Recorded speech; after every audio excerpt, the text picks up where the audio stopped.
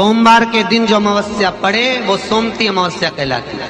क्या करना पड़ता है उस दिन? पीपल के पेड़ की परिक्रमा करो या तुलसी की परिक्रमा करो या पूजन करो, पाठ करो, कुछ भी करो, पर सोमती के दिन दान करो, पुण्य करो, सत्कर्म करो, भजन करो। तो सोमती अमावस्या का विधान इतना शास्त्र क्यों कहता है कि सारी अमावस्याओं में प्रबल सोमती अमावस्या है। शनिचरी अमावस्या से भी बड़ी अमावस्या सोमती कहलाती है। हमारा जितने भी ग्रह, सारे ग्रह चंद्रदेव के साथ मिलकर भगवान शंकर की आराधना में डूबते हैं, और भगवान शंकर की आराधना में डूबते हैं तो उस दिन जो किया हुआ दान पुण्य सत्कर्म है वो हमारे, आप लोगों को मालूम होगा, पितरों की 3 गतियां, पितर, आहुत, वासुक।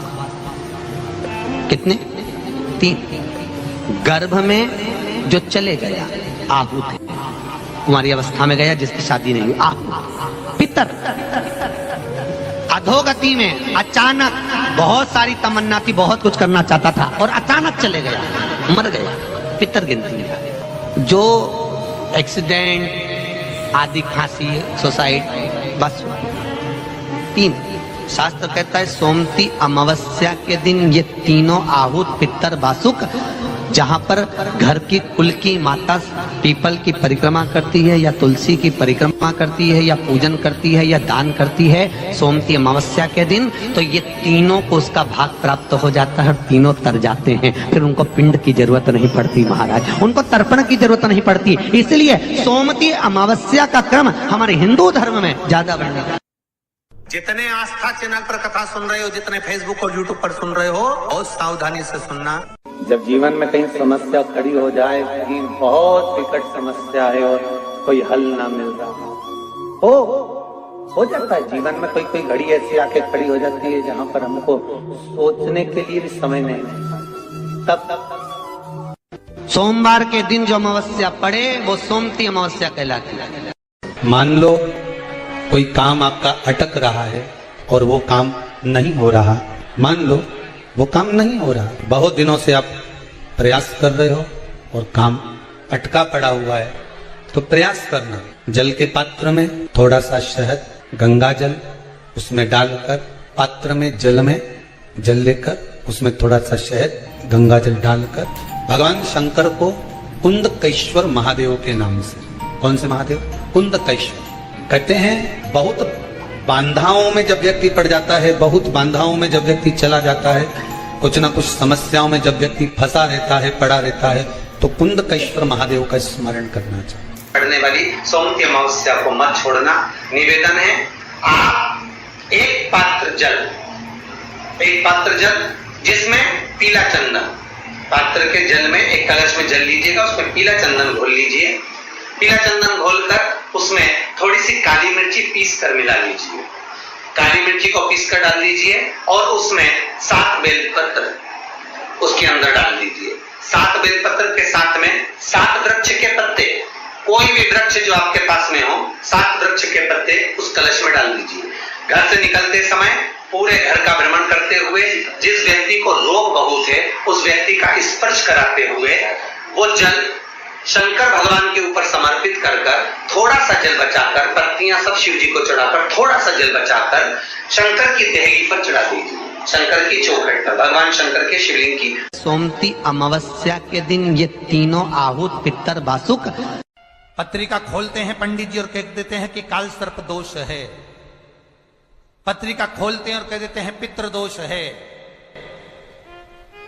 उनसे मेरा निवेदन है, जिसकी पत्रिका में काल सर्प दोष है, पितृ दोष है, उनसे निवेदन करूंगा, यदि काल सर्प दोष है और आप त्र्यंबकेश्वर जाकर पूजन नहीं करा सकते काल सर्प दोष की,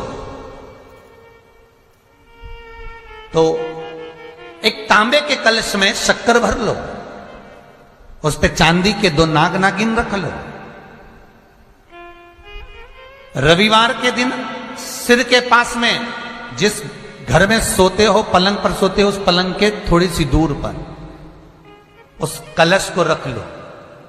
सोमवार को स्नान करो, सुबह जल्दी उठकर दोनों नाग नागिन की पूजन करो, घर में किसी से ज्यादा बात ना करो, स्नान कर कर पूजन कर कर थोड़ा सा कटोरी में कच्चा दूध लेकर उस नाग नागिन पर चढ़ाकर पूजन कर कर, सफेद फूल 2 चढ़ाकर उस कलश को ले जाओ और शंकर जी के शिवलिंग पर ऐसे अर्पण कर दो। कलश वापिस ले आओ, नाग नागिन शक्कर सब चढ़ा दो। वापिस घर पर आओ, घर पर आकर फिर एक बार स्नान करो। महाराज कितना भी भारी काल सर्प दोष क्यों ना हो, पितृदोष कैसा भी हो, उसमें आराम लग जाता है। जहां पर घर की कुल की माता पीपल की परिक्रमा करती है या तुलसी की परिक्रमा करती है या पूजन करती है या दान करती है सोमती अमावस्या के दिन, तो ये तीनों को उसका भाग प्राप्त हो जाता है और तीनों तर जाते हैं। फिर उनको पिंड की जरूरत नहीं पड़ती महाराज, उनको तर्पण की जरूरत नहीं पड़ती। इसलिए सोमती अमावस्या का क्रम हमारे हिंदू धर्म में ज्यादा बढ़ने। सोमती अमावस्या के दिन आपको लगता है कि हमारे पूर्वजों का उद्धार नहीं हुआ, हमारे पूर्वजों का कल्याण नहीं हुआ, कहीं अधोगति में कोई चला गया है, उसका बस एक बार, रोज नहीं जरूरत है, प्रतिदिन जरूरत ही नहीं, महीने में एक बार अगर अमावस्या के दिन भी आपने चंदन के थोड़ा सा चंदन अगर मेरे देवाधिदेव महादेव को 7 स्थान पर समर्पित किया है। अशोक यहाँ पर वर्णन कर रही है, मैना धन्य और कला की कथा कर रही है। तीनों ने सनकादि ऋषियों से मांगा। चंदन भगवान को अति प्रिय होता है और चंदन ही एक ऐसा होता है जो पितरों को भी प्रिय होता है, जिसका स्पर्श मात्र लगने से पूर्वजों का कल्याण हो जाता है।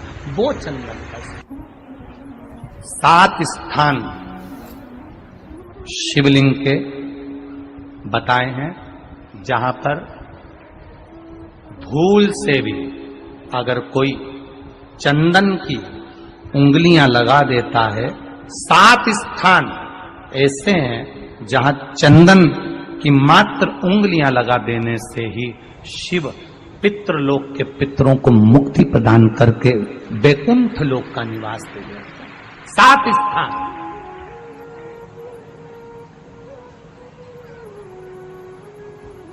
और वो 7 स्थान जो चंदन के बताए गए, पहला भगवान देवाधिदेव महादेव के शिवलिंग पर चंदन का लेपन।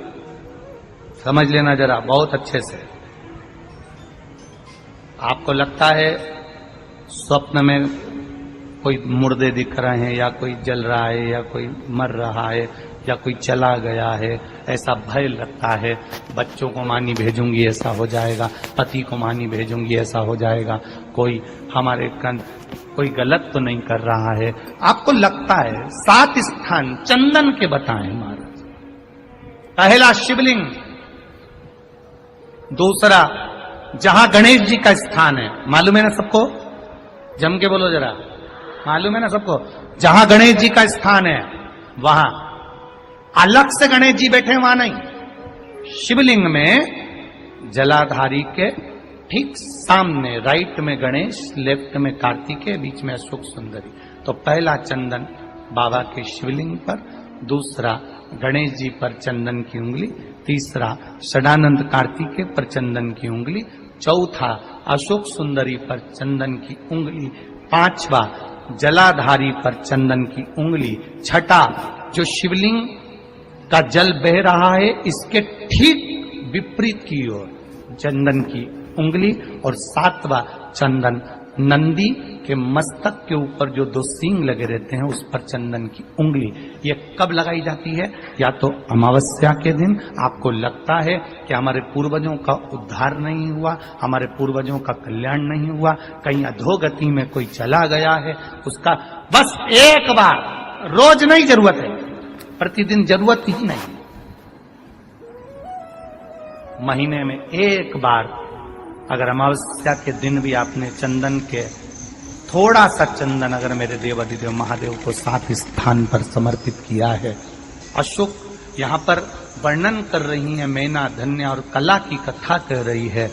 तीनों ने सनकादि ऋषियों से मांगा। चंदन भगवान को अति प्रिय होता है और चंदन ही एक ऐसा होता है जो पितरों को भी प्रिय होता है, जिसका स्पर्श मात्र लगने से पूर्वजों का कल्याण हो जाता है। वो चंदन का